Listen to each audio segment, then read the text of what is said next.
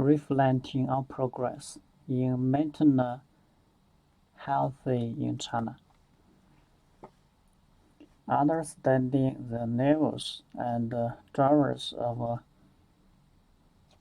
maternal mortality cases not only tell us about women's access to and availability to quality healthy care, but indicate indirectly the economic and social status of women within a country. In 1918, when the United Nations Population Fund started its program in China, the maternal mortality ratio stood at 100 maternal deaths per 100,000 new births, while today that figure has dropped to 16.1. Furthermore, China has narrowed the gap between maternal deaths in urban and rural areas. In 1919, rural MMR was almost double that in urban areas, while today the difference has been significantly reduced. 13.5 versus 15.4 deaths, 100,000 lives birth in rural and urban area, respectively. The notable progress in improving maternal health contributed to the World Health Organization recognizing China as one of the 10 low and middle-income fast-track countries in women and children's health. The Healthy China 2030 Action Plan aims to reduce preventable maternal deaths to MMR 12 100,000 by 2030.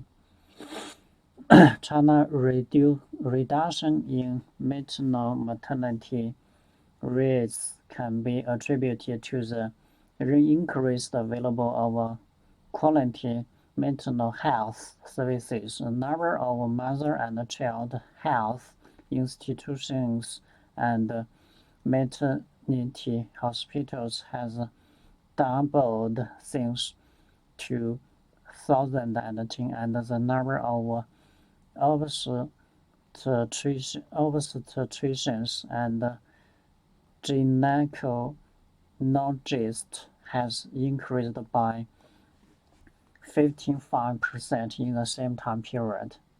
Nonetheless, increased availability of service does not automatically lead to greater access by all. Globally, evidence indicates that out-of-pocket maternal health expenses can prevent some pregnant women from being able to afford quality maternal care, which leads to higher levels of maternal mortality and morbidity among the poorest women in the society.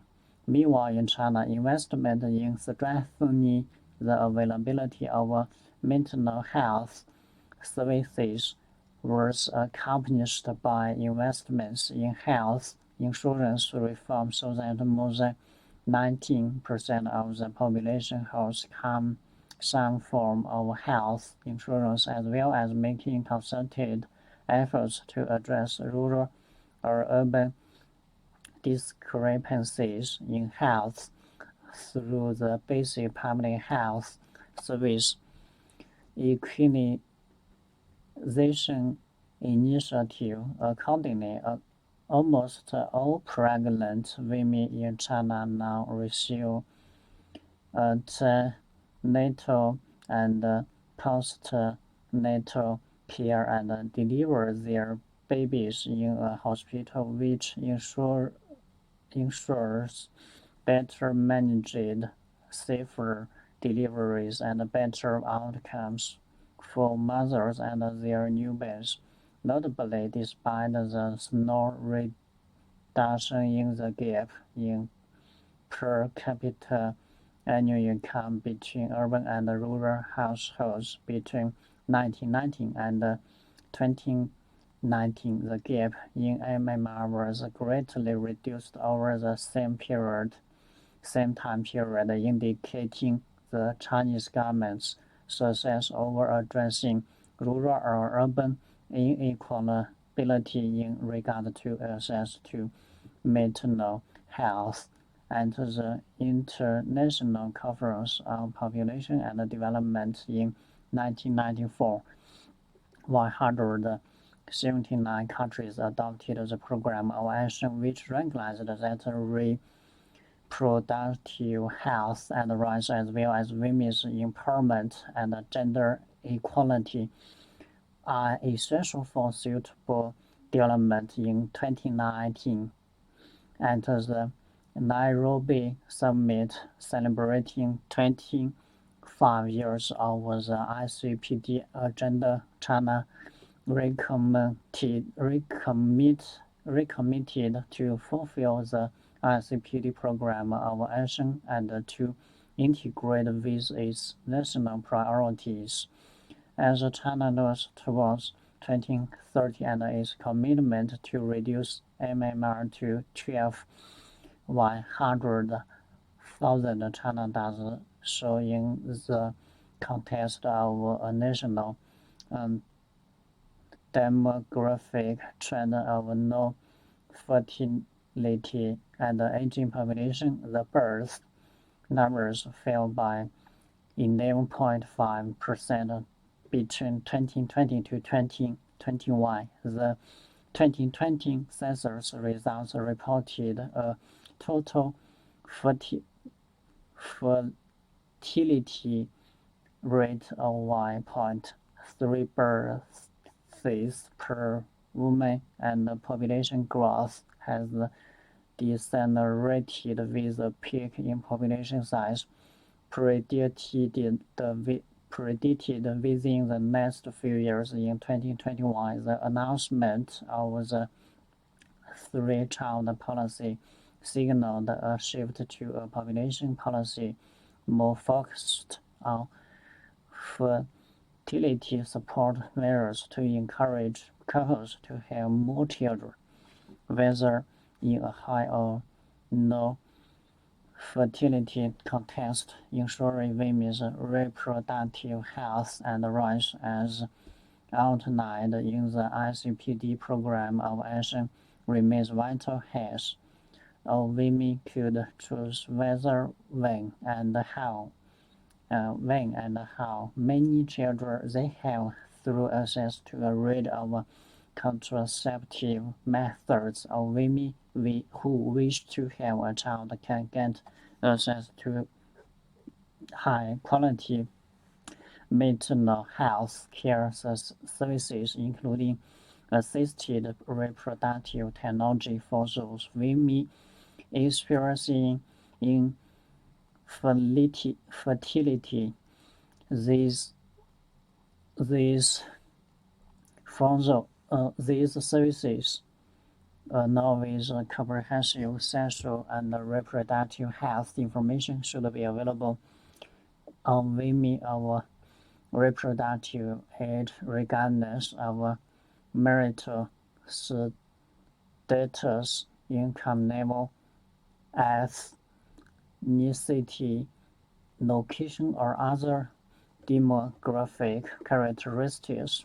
Additionally, evidence demonstrates that investments in maternal and newborn care should not be sold but included in a holistic life cycle approach to get integrated women-centered reproductive health care, beginning by addressing the needs of adolescents girls and young people and integrating a full package of sexual and reproductive health services, including for sexually transmitted infections and HIV prevention, gender-based violence, screening and referral, and prevention and treatment of gynecologic cancers.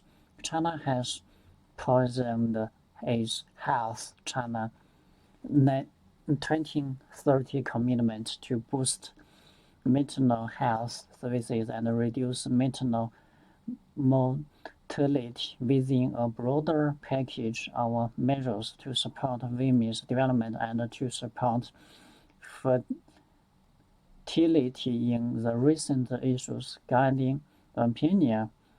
The National Health Commission 2022 number 26, a commitment to improve the maternal and newborn care sits within a larger package of improved services, including reproductive information and services, as well as increased access to quality childcare and more family-friendly workplace policies. The China National Program for Women Development adopts a comprehensive life cycle approach to women's health, aligned to global recommendations. It not only strengthens maternal and child health services for those women who choose to have children, but also to ensure support for women who wish to avoid an unintended pregnancy by upholding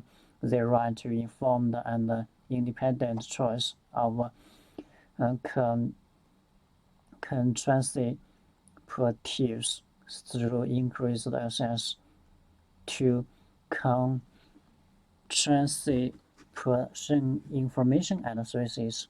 Nonetheless, global evidence shows that national commitments do not necessarily translate into all women experiencing the same status of quality care in reproductive services at the community level. The challenge for a country China's size is to ensure that these national commitments to reproductive choice and increased access to comprehensive sexual and reproductive health information and services can be informative for every interaction between individual health workers and their female clients.